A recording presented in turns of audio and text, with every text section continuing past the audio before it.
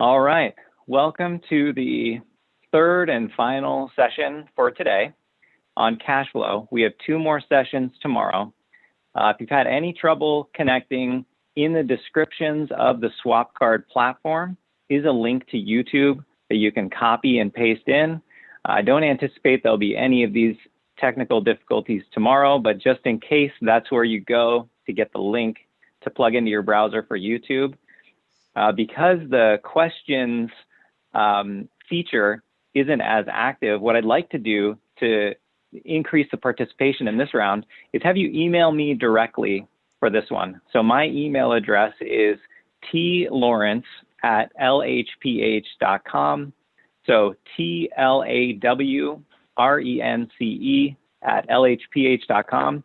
And just send me any of the questions you have, and I'll weave them into our panel today. We have two great panelists. The first is JP Bryan from Katzapper Miller, and then Chad Martin, who's the principal at Martin Accounting / Consulting. So the first thing I'd like to start out with is to get some introductions from these guys and hear a little bit about who they are and where they've come from. So JP, let's start with you. Yeah, thanks a lot, Tim. I guess thank you for including me in this panel today. You know, you guys have a quality team at Lease Here, Pay Here, and you guys are business advisors that care about, you know, your customer success and beyond your skin in the game. So I've witnessed that, and I appreciate that about you. So as Tim said, JP Bryan, I'm an audit director with Katzapper Miller. So Katzapper Miller KSM is out of Indianapolis, where I live with my family. I've served as an auditor, as an accountant, a business advisor since I started in 2008, and I spend a good amount of my time in the Buy Here, Pay Here, and Lease Here, Pay Here space. Nice, thanks JP. Chad. Yeah, I'll mirror what JP said about the quality of LHPH and the way that they've handled their customers, especially during these hard times this year. It's just been great to see the proactiveness that you guys have had. So, and again, thank you for having us on today. I spent 5 years in public accounting, kind of what JP has done, and ironically, unknowingly, I spent it just down the street from where JP is sitting today. So that's where I started out, and from there, I went into corporate accounting, did multiple industries, but when I went out on my own the first time when my son was born, one of the interim controller positions I picked up was for a large Buy Here, Pay Here company. And got into the industry there for 2 years with them before they sold out. They actually sold to Car Hop, but got my feet wet in the car industry then. And from there, spent another 6 years at another dealership and just loved the car industry. So from there, I have recently gone out on my own, and I am doing fractional CFO, kind of outsourcing controller type work for the Lease Here, Pay Here, Buy Here, Pay Here space. Nice, thanks Chad. Before I move on to the next topic, first I wanted to commend you, Chad, on your background. If I didn't know any better, I would think that was a virtual background that you plugged in. It looks fantastic. So way to go. Thanks. The next thing is, if you're just joining us now, feel free to send any questions that you'd like either of the panelists to answer at my email, tlawrence@lhph.com. Okay, the next thing is, from an accounting perspective, what are the primary differences between Buy Here, Pay Here accounting and Lease Here, Pay Here accounting? Chad, I'll kick that one to you first. Okay. Well, I think we're going to talk about kind of the accounting and kind of the financial statements and the way that those and that kind of goes hand in hand. And when you think about a Buy Here, Pay Here, you've got a receivable, you've got a finance contract that you're booking. And as the customer pays you, you're reducing that principal of the receivable, and you're recognizing that interest on your P&L. On a Lease Here, Pay Here, you don't have that receivable. You carry a fixed asset on the books that you depreciate over a set period of time. And lease here, pay here is going to be more on a cash basis, almost accounting. You don't recognize income until you collect it, which we'll talk about. That's some of the advantages down the road. But the big difference is that you have a receivable versus a fixed asset on your books. Nice. Thanks, Chad. JP, is there anything you'd like to add to that? Yeah, I think Chad covered it pretty well, but maybe the point I'll add and emphasize that is going to lead into some of our other discussions is, for a buy here, pay here, at the point of origination of a deal, you've got a sale, right? In the accounting guidance, we treat that as a sale for accounting and tax purposes, thus creating a taxable event. For lease here, pay here, there's no sale up front, even though I've sat in storefronts of clients and I hear over the bell, ding, ding, ding, John Smith, you just bought a car.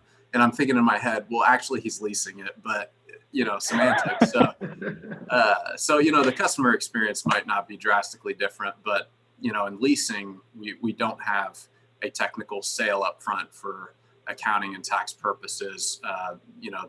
The revenue stream comes as you go, as you're paid. And of course, the rest of the P&L is, we're going to get into this, but impacted differently also. Yeah, thanks for adding that color.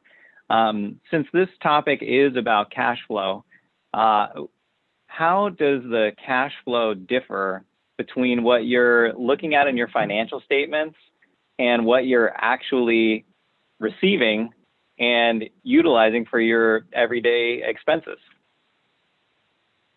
JP, we'll start with you. Yeah, no, it's a great question. I think Chad alluded to it pretty well that, a lease here, pay here contract is more of a cash basis sort of deal from an accounting standpoint, right? You, as cash comes in, you collect that rental revenue. So your kind of accounting model and your recognition of your revenue for accounting and tax purposes pretty well mirrors your cash collection. But in the buy here, pay here setting, it doesn't necessarily. And I know this has been a point of frustration for some. At the point of sale, you've got this big gross profit recognition, let's say $15,000 for a sale. And you put this giant note on your books, but all you get is 1 month's payment or, something like that, various fees. So it takes a while for that revenue to bear fruit in terms of cash and often doesn't, right? It may result in a charge off. So, Chad, anything else you'd like to add to that? Actually, no. I think that does cover that topic. Go ahead. Go ahead. No, go ahead, JP. I was just going to say, and Chad and I sit on different sides of this, right? I'm kind of an auditor by trade, and he is in the weeds, helping companies account for all this. But we see different stuff from a cash flow standpoint too, and this is going to be a theme. But sales tax is one for me. It's pay as you go for lease here, pay here, buy here, pay here. It's with the exception of Texas and maybe some other state I'm not thinking of, you pay it all up front. Security deposit is a play that lease here, pay here operators utilize to, if you can collect it, generate cash in addition to a down payment or your first month's payment that isn't taxable day one. It's only taxable if the customer can't make it to the end, drives over 15,000 miles a year, wrecks the car, so on and so forth. In those cases, that cash does get kicked back to the customer, but you wait until the end to see if you actually pay it back to have a taxable event. So, sorry, those popped into my mind from an auditor's purview. Yeah, I like that. Thanks for sharing that. For me, looking at the financial statements that come in, I quickly start doing mental math to try to get to a somewhat reasonable or realistic cash flow of what happened during the month. Chad, for you, what items stand out for you that are non-cash expenses or income that are showing up for lease here, pay here income statements? What you're seeing is, as far as non-cash, obviously, is depreciation. You're seeing a gain or loss on sale of asset if you're recording it to that extent. You also have payroll accruals, some of the accrued accounting, right? So people that carry high balances on their accruals, accounts payable. Some people account for not vacation, but payroll expenses and accrue for those, or bonuses and that kind of stuff. So it may be an item that might just be a timing difference from month to month, but it is a cash item on the P&L at the time. And if you're coaching one of your dealer principals or some of their staff, how do you help them understand what their actual cash flow is coming in relation to their financial statements? We look at a couple of things. Obviously, preparing a GAAP cash flow statement is helpful. And so that would be the kind of the first step, which accounts for all those differences. So you can look at where your money came in from. Was it from operations? Was it from, it's great that you have money in the bank, but you took out an extra $1 million loan, and that's why it's there. So those things and breaking those pieces out really helps you understand, is your business actual cash flowing itself, or are you just good at bringing money in from your reinsurance company or from lenders to offset your losses? Nice. Thanks for sharing that. Just as a quick reminder to all the attendees, if you're just joining us now and you want to ask a question to one of the panelists, please send me an email at tlawrence@lhph.com. So TLAWRENCE@lhph.com. Something that just came in, because we were talking about market reevaluations, and I think that leads into the charge-off conversation. What's a charge-off best practice, and how does that relate to your both your income statement and your balance sheet? So JP, I'll kick it to you, and then we'll have Chad add in some color. Yeah, no, great question. So I think charge-off is a term that's used pretty widely, whether we're leasing or we're originating buy here, pay here notes. And to be honest with you, it's an accounting term that's used outside of the auto industry. We charge off a receivable from a client, whether they are a customer of a buy here, pay here, or they, sell equipment. So in a buy here, pay here setting, you've of course got your receivable that you put on the books, and it comes time to repo that car because the customer is not paying. We're going to try to get that car back, and more likely than not liquidate it at auction if it doesn't have the kind of value you're looking for left. So, upon that liquidation, your cash event is that you're applying proceeds against the receivable balance generally, and then the difference, whatever's left over, is a write-off, right? And lease here, pay here, a slightly different story. You're not disposing of a note receivable because you don't have a note. You never created one via an accounting sale up front.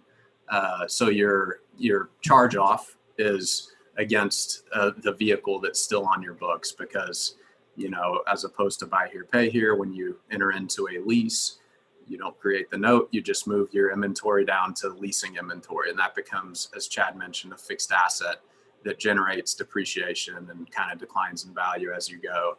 So your write-off is going to be against that asset.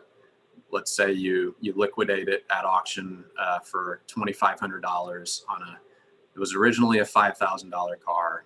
You're 2 years into the deal, so you've depreciated it 2/5. So it's worth $3,000 on your books. You liquidate it at auction for $2,500. Your book loss is $500. So that's kind of the way I look at it. Chad. I think the one thing I'd like to say is that I appreciate about lease here, pay here over buy here, pay here in this area is that you don't get caught up trying to overvalue an asset, and you can really cheat yourself and your lender both by repoing an asset on a buy here, pay here, because you want that high recovery.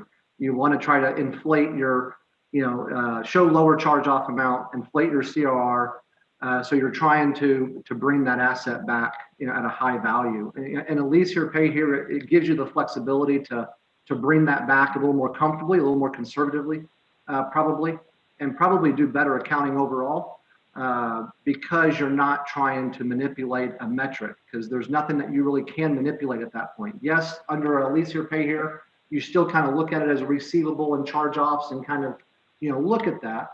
But it doesn't necessarily affect your P&L the same way as under the buy here, pay here. Nice. Thanks for adding that, Chad. I had a couple questions come in, and I think it's a good pivot for us. So if I was a dealer who was getting started, how much cash would I need up front compared to actual capital for a combination? So Chad, just off the cuff, what would you say to that? I would probably say in the beginning, and maybe I'm off, but I would almost say 30% of your cash upfront, of your needed capital, needs to be upfront cash from you, and the rest from a lender. What about you, JP? What would you say? I think that's a good number. And to me, it's going to come down to what a lender is comfortable with, because that, if most people don't have big money backing, right? Most of us are kind of ground up working toward it. And it's going to boil down to what the lender is willing to work with, how much you're putting down versus them. For some reason, what's always stuck in my mind is to open a buy here, pay here, lease here, pay here dealership. Kind of at its basics, you need $1 million. I don't know why that always sticks in my mind. And then you cover the rest with financing. But I think there has to be a little more thought than that, because when you open a dealership like this, operators will tell you you have more cash going out the door than coming in. So you've got to project your cash flow for the first 12 to 18 months. And in order to, you can't just say, well, I need $4 million to get through the first month, right? To get it open. You're buying cars, servicing them, paying employees, paying rent, blah, blah, blah, blah, blah, before you even get a couple months of payments from a customer. So cash flow is so important, and understanding what your impact's going to be is crucial.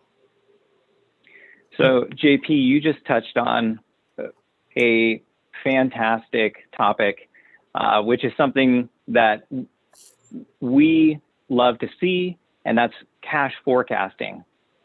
How can a dealer say, what's the best way for me to forecast this? It's a challenging thing to do. Do you have any models or tools or recommendations that you can suggest?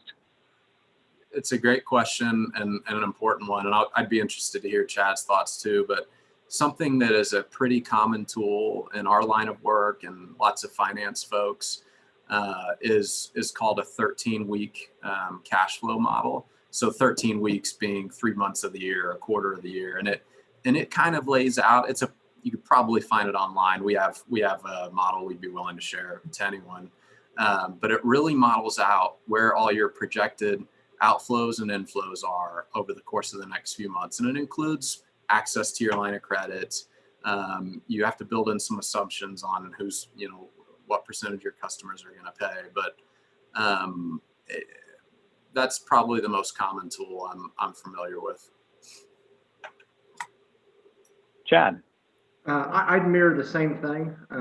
For a lot of my clients, I do some budgeting and forecasting for them. And it's taking the metrics that are existing in their business. When you look at the various KPIs and what makes their operation tick, we build that in so that we can adjust those assumptions for future events, for future growth, so you make it sensitive to those areas so that you're not just doing a stagnant. Well, I take my last 12 months worth of performance, divide it by 12, and that's what I should expect. If you're in a growth scenario, I think you're going to obviously expect to spend more cash or need more cash to grow it, and you're going to have some upfront costs associated with that. So it is more than just taking your past 12 months, dividing by 12. It is putting some thought into what's fixed and what's directly related to additional accounts, more employees, additional locations. So it does get a little more complicated, and there's probably some models that are more complicated than others.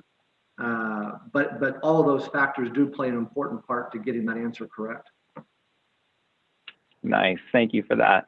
And thank you for the questions that have been coming in. Again, that's tlawrence@lhph.com if you want to participate. Another question that came in is, if I was a buy here, pay here dealer converting to lease here, pay here, what should I expect on my cash flow changes? Any obstacles along with that? JP. Yeah, I think we're opening up a pretty big, necessary can of worms with this topic, because Chad, Tim, you guys know this well.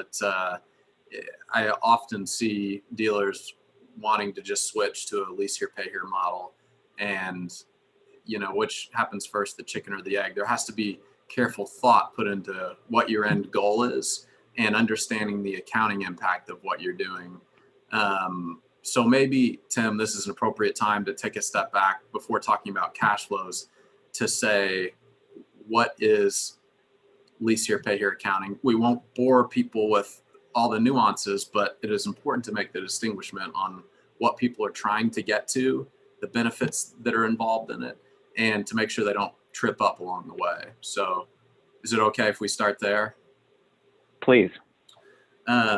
So,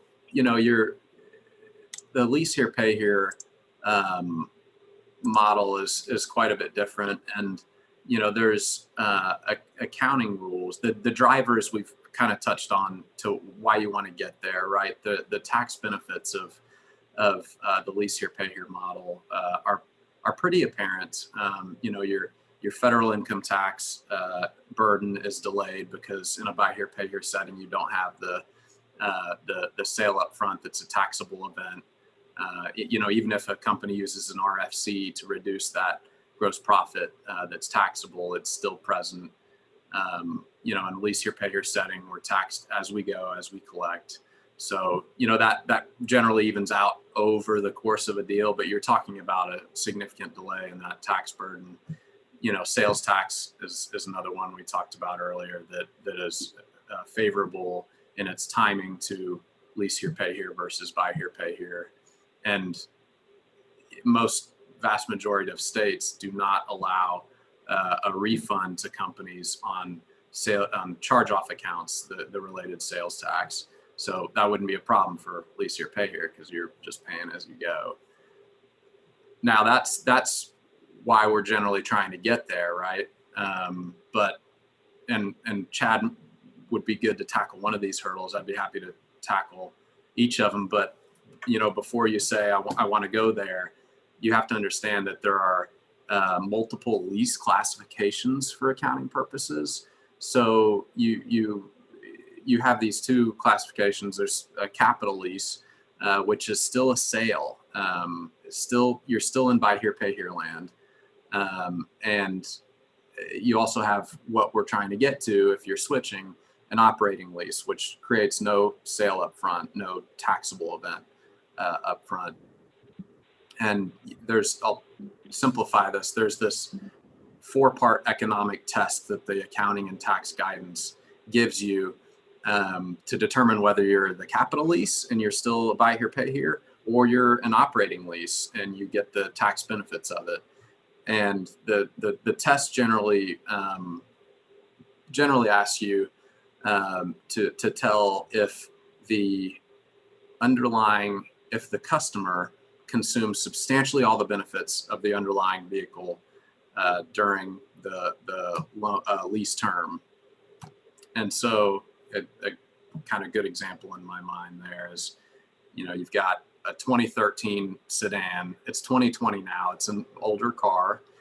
Mine's older than that, but You enter into a 5-year lease. By the end of that lease, there's probably not a lot of value left in that car. So the customer is consuming substantially all of that lease's value, and it's treated as a sale. It's a capital lease. You didn't get there yet. But 2017 vehicle goes into a 30-month or 36-month lease. You're going to come out of that, in 2024 with probably still some value left in that, such that the customer didn't consume substantially all of it, and you've got your operating lease. So I wanted to make that distinction because your fact pattern has to be pretty supportive of your switch or your election to this operating lease accounting. So sorry if I've derailed us just a little bit. No, it was good. Now that was a good baseline. Now to the question of, if I was a buy here, pay here dealer and making a transition over, what can I expect in the changes in my cash flow for obstacles that I might hit, day-to-day impact that first month? Are you talking to me? Yeah, Chad. Well, I think one of the things that I think you have to take a step back and before you switch. And one of the things I think we're to touch on is the hurdles, right, with making that switch. And I think one of the big hurdles that you have to go through when you think about that is capital. So from a cash flow standpoint, you have to ensure that your current lender is willing to take on the lease paper or willing to finance that part, that type of business.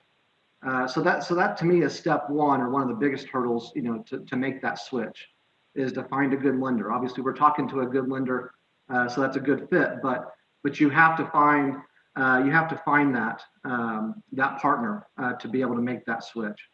From an actual cash flow standpoint, it's all about maximizing the car with a payment, right? So you're still generating the same $400 payment or whatever it is. So your cash flow payment stream coming in, should not change a whole lot. What is going to change is that you're not, as JP hit on, is that you don't have to pay that upfront sales tax to the state. So you are going to have a little more cash in your pocket from your down payment and the fees that you collect that you don't have to immediately remit. But you might also, depending on your model, I kind of feel like that on an operating lease, you're typically buying a little nicer unit because you intend for it to stay longer in the system, be in your fleet a little longer. That's not always the case. I've got dealers buying a wide range of vehicles and make it work. But you do have to, I think, really hone in on what your model is going to be. Do you have the floor plan then to accommodate, buying a different car? And then there's some training involved. I think it is a little bit different mindset with your people. So there's a little bit of transition there when it comes to software, when it comes to training. I think you do have to account for those things when you think of upfront cash. But as far as the actual business, it's still the same iron, the same payment. You still end up taking the car to the auction, at some point, and get a wholesale proceeds off of that. So cash from that standpoint, day to day, is, I think, virtually unchanged. Other than the fact, which we'll hit on at some point here too, is one of the benefits of being a lease is I feel like it presents an easier avenue to work with the customer under a lease contract than a buy here, pay here. So when I think about cash, I actually think about maximizing that car with that particular customer, keeping them in the car longer, which would also increase my long-term cash. Yeah, anything, JP, you'd like to add to that? Yeah, it's a meaty topic, Chad. I love what you said about focus on the vehicle, because I feel like a lot of my buy here, pay here clients are so solely focused on collecting a note. But most of my successful lease here, pay here clients are focused on managing an asset, because it's likely they're going to get that back, right? The customer might not make it to the end, and what kind of value is left in that? So I've seen a lot of success in kind of that approach, just versus just beating up the phones, right? And a couple other things I wanted to talk about with hurdles or unforeseens. If you're in a buy here, pay here, or a capital lease structure, and you want to get to an operating lease, lease here, pay here, you've got to put some thought into what that conversion looks like. You've got to pick a date that makes sense. And going back in time is challenging, because let's say I want to switch from, let's say I'm already in a capital lease and want to get to an operating lease, and I want to affect it since the beginning of time. Everything is now an operating lease. There's no more notes on my books. It's just the vehicles. Well, do I have old audits and tax returns published and filed under old methodology? You're opening up a bit of a can of worms, restating financials, amending tax returns. So that's a hurdle. And I normally consult or advise that you may have to carry both buy here, pay here notes and operating leases for a stretch. So you might pick a date in the current year because you don't have any audits or tax returns in the current year yet, or a future upcoming date and say, this is going to be my new date. I'm going to make sure the fact pattern we talked about, lease classification, is in place to make sure this works. And then I need to get my DMS provider on board to make sure that they can handle it and affect the change. And you'll want to work alongside them, because they're in month one of your change, your financial statements are going to look quite a bit different. Likely they're going to generate a loss out of the gate. Now that speaks nothing of the company. You haven't changed anything on your floor or in your lot. But if you think about it, you're on day one, you're replacing old buy here, pay here gross profit sales with a lease that has no revenue up front. It just has collections as you go. So all the while you're still paying, your people, your rent, blah, blah, blah. So I think some things to think about there. Yeah, good stuff, JP. Chad, did you have anything else you wanted to touch on? You right before JP jumped in, you were just starting to talk about some of the other advantages of lease here, pay here. And if there were any ones that you hadn't talked about yet, just wanted to give you the floor. Just I'll hit on a couple real quick. Obviously, the highlights that we've already talked about, right, is federal deferment for federal taxes, the sales tax. We've talked about, I think, how we can work with the customer. Bankruptcies are also a biggie in most states. I still think there's an advantage there to get your car back out of some bankruptcies. But one of the things we dealt with here when I was actually at a dealership here in Kansas City area, in Missouri, the customer is responsible for paying the sales tax on a buy here, pay here deal on a finance contract. And I shouldn't say 9 times out of 10, probably 4 out of 10 times, right? The customer did not go and register that car in a timely manner. And then a handful of those, a fair amount of them, would end up in an impound yard somewhere because they would get towed. And now your asset sat there for a long period of time before you even knew it. And you ended up losing the car or having to pay some kind of big fee. So I think there's some advantages there when you hold title or you got your name on the title. When your car ends up in places that it shouldn't be, you're getting responded to. So it's just, again, managing the iron and managing the customer. There's some added benefits there under a lease. Nice. Thanks for adding that, Chad. I had a question come in on depreciation, and I know we touched a little bit on it. So we're going to get a little bit more technical here. But the amount of depreciation that you're depreciating on one vehicle on your financial statements might be different than the principal amount that you're paying back to your lender on that same vehicle. For example, you might be paying your lender at an accelerated principal payment of $200 per month, on that one vehicle, but you might be depreciating $150 per month. How do you reconcile those two from a cash flow perspective? Chad, we'll kick it to you first.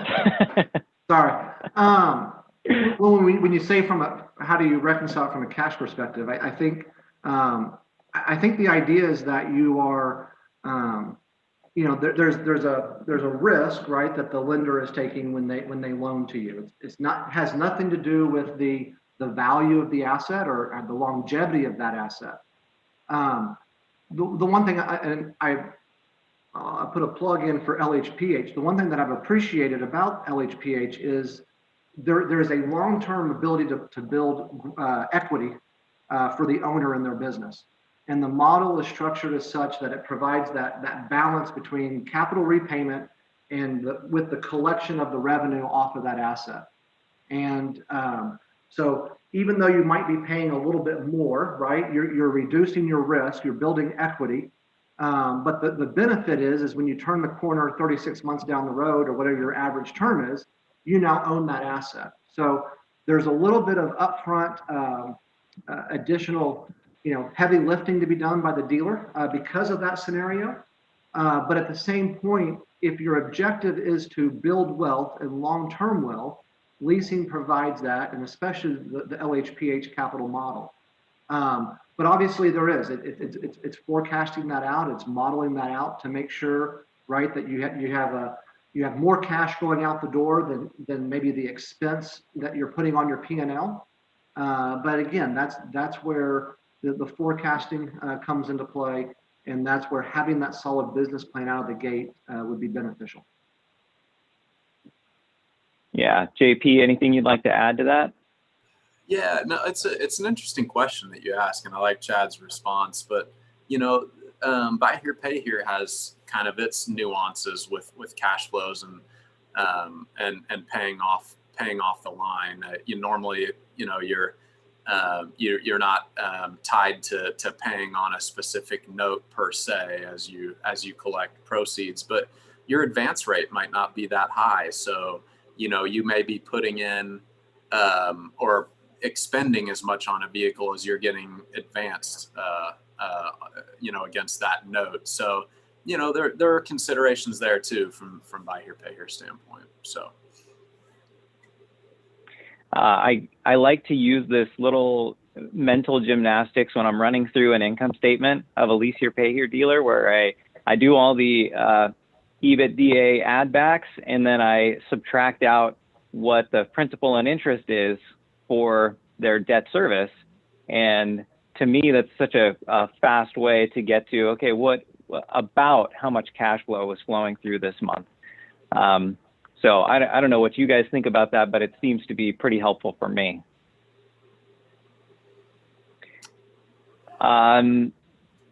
Maybe a next question is, if you were helping structure an entity for lease here, pay here dealer, because of the depreciation that we were just talking about, how might you recommend it be structured? Oh, JP. Okay. Yep. It's a great question. So, it's a very different approach from what we know with buy here, pay here, who often have a two-entity structure, so they can take advantage of a related finance company to take an implied loss on each new contract they write. That's a tax play. In a lease here, pay here setting, you do not need two entities because you're not originating a note that needs a small tax loss to be taken against it, right? Your entity structure is generally just going to be a one entity approach, a pass-through entity, so one that's not taxed at the corporate level. So we're talking, S corps or LLCs, and it's still state by state on what's allowed, but all of them allow, some level of pass-through. And I think you alluded to taking the benefits of depreciation. Right now, via the Tax Cuts and Jobs Act, TCJA of 2018, there's these favorable bonus depreciation rules in place for your property and equipment. So, in a lease here, pay here, as opposed to buy here, pay here. You know, when you put a vehicle out on the road, it goes into your fixed assets, and you can take, for taxable income purposes, 100% of that vehicle's cost, so auction costs plus recon, auction fees, whatever, against your taxable income burden. So that's all available within this pass-through entity structure. And, you know, I think a caveat for all this right now, as people are making big entity structuring capital decisions, is we've got the tax code, this TCJA, that's kind of going to sunset here in a couple years, and that really favorable bonus depreciation of 100% is going to wind down a bit over the course of a few years. Still prevalent, but also we just had a change in administration, and we may even have a change in the Senate if the Georgia runoff goes to the Democrats. So, you know, while we generally don't expect overnight change in tax rates, we do expect them to creep up. You know, your personal, your business, your capital gains rates to creep up here soon enough. So there's some unknown there, but it's clear with the new administration in and all the funding, all the stimulus this year, that we're gonna pay for it. So, Chad, you want to add anything to that? There's nothing to add. No. Okay, we have a few more minutes left, so if anyone has any other questions, I have one more question for these guys. So if you want anything else, please email me, tlawrence@lhph.com. And while we're waiting, my question to each of you, and we'll start with Chad this time, is what sort of recommendations could you make to a lease here, pay here dealer to maximize their cash flow and cash tracking? To maximize cash flow, I think I hit it on earlier, and that is to several things. To work with the customer. I think, you know, this whole idea of I've seen dealers where an average customer stays in their vehicle for 10 to 12 months.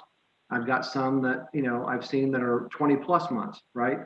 The guy who's 20 plus months that has to sell that car 2 or 3 times to the next person's 4 or 5 times is going to maximize, you know, that vehicle, and it's working with the customer, not being so hard nosed on, you know, you didn't pay me today, right? It's not when these people, our customers, are going to default or have a hiccup in life. It's when.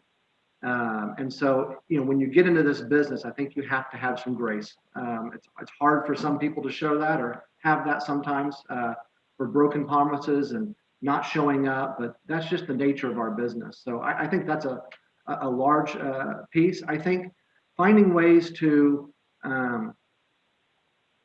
de-lever, even in the beginning. I think we get caught up in, well, this guy's willing to give me a 60% advance rate. This guy's going to give me 65, so I'm going to go there.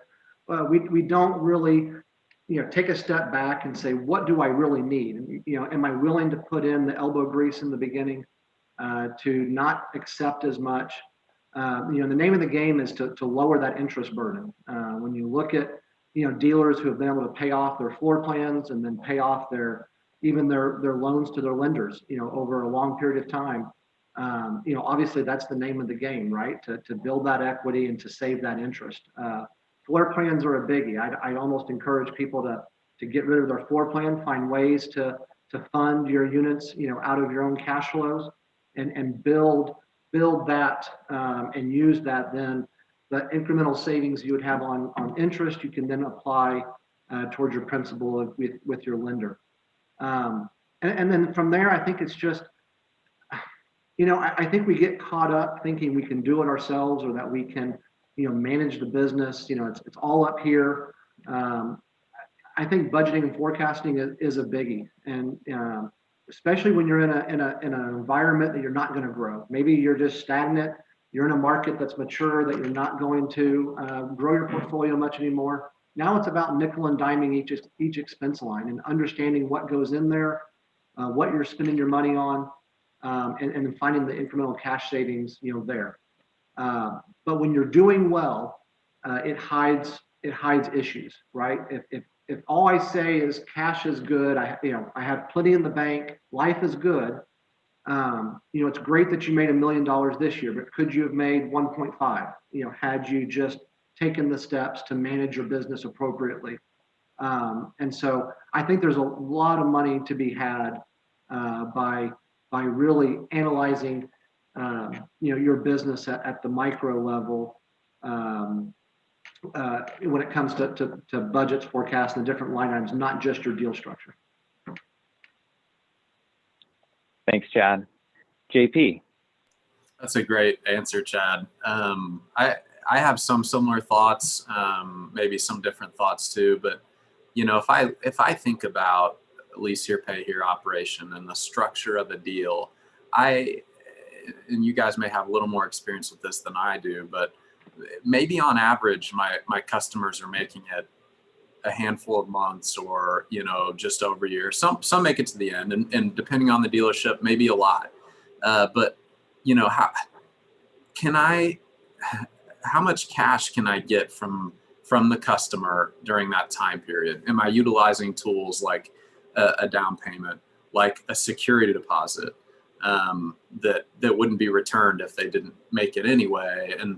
And throughout this process, am I managing the asset? Did we put a good asset on the road that's going to return value to them and to us, such that at the end we can send it to the shop real quick and then get another down payment and security deposit out of it, right? So I think so much.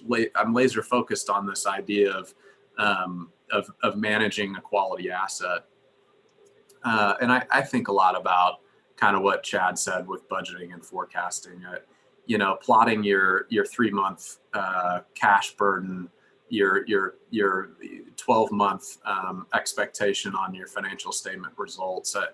I really think you'll only be as successful as how well you understand the numbers. Are you meeting as a management team, each month to not just, tell people how to collect, how to buy, how to service, but, are you going through your P&L and understanding where stuff's going, where unnecessary costs are? And I think you could really benefit from that exercise. And one other thing that kind of comes to mind, and Chad, you alluded to it, when things are good, we're comfortable. But when things get bad, like the '08 recession or like a pandemic, all of a sudden we make changes that we were like, wait a minute, why did I do that already? Who around your dealership, whose two people's job can be done by one, things of that nature, which may be tough people decisions, but may be necessary. I think there's a lot of opportunity to tighten up. So those things come to mind.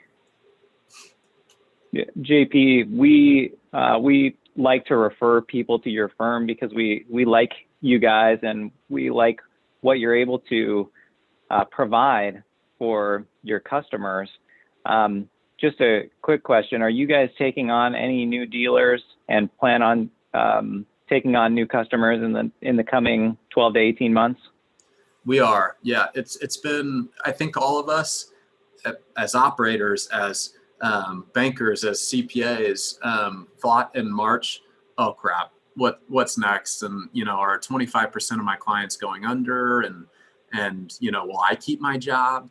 And then all the stimulus money came out, and everybody, this is a wide generalization and doesn't apply to restaurants, hospitalities, et cetera. Everybody's doing, pretty well. And it's been a good year for us. And we, have onboarded a couple lease here, pay here clients and continue to, like Chad is as well. Chad and I complement each other. We don't compete. So he and I work together a good bit. So yes. And thank you for the compliments, Tim. Two-way street.